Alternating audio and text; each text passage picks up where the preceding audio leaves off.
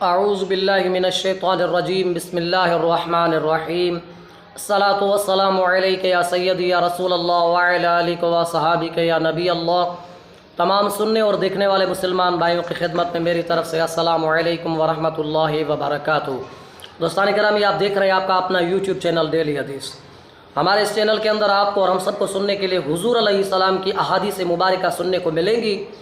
آج ویڈیو شروع کرنے سے پہلے تمام دوستوں سے گزارش ہے، ہماری اس ویڈیو کو لائک کریں، کمنٹ کریں اور شیئر کریں، اور یوٹیوب چینل ڈیلی حدیث کو سبسکرائب کریں تاکہ ہر آنے والی نئی ویڈیو آپ تک پہنچ سکے۔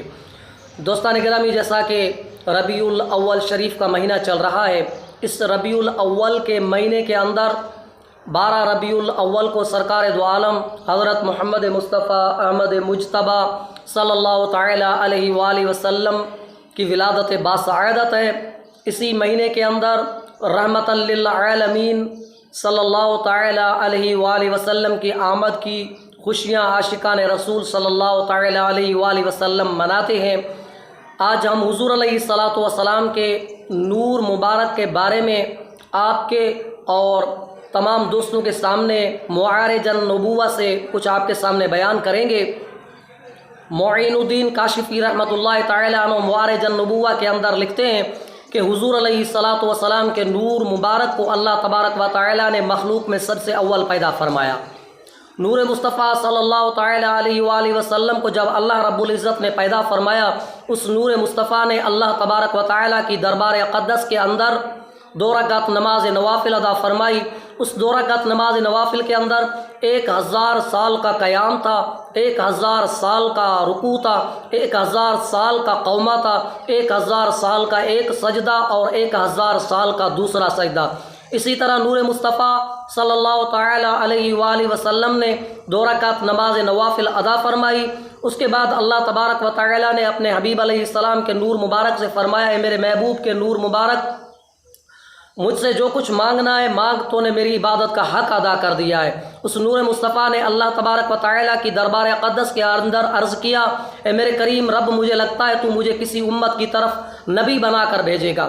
تو اللہ تبارک و تعالیٰ نے فرمایا، اے میرے محبوب علیہ السلام کے نور مبارک، میں تجھے آخر الزمان نبی بنا کر امت کی طرف بھیجوں گا۔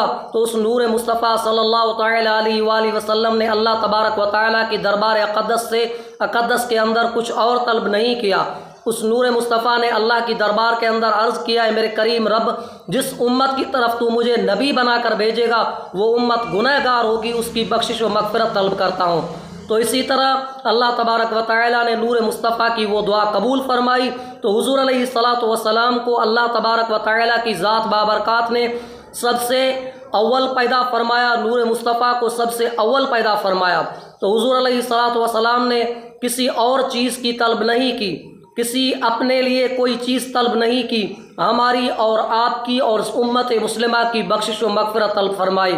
تو دوستان گرامی، حضور علیہ الصلاۃ والسلام کو اللہ تبارک و تعالیٰ نے رحمت للعالمین بنا کر دنیا کے اندر بھیجا، اور بروز قیامت تک ہر چیز کے لیے اللہ تبارک و تعالیٰ نے اپنے محبوب علیہ الصلاۃ والسلام کو رحمت للعالمین بنا کر بھیجا۔ اللہ تبارک و تعالیٰ اپنے حبیب علیہ الصلاۃ والسلام کے طفیل آپ کے اور ہم سب کے اوپر رحم و کرم فرمائے۔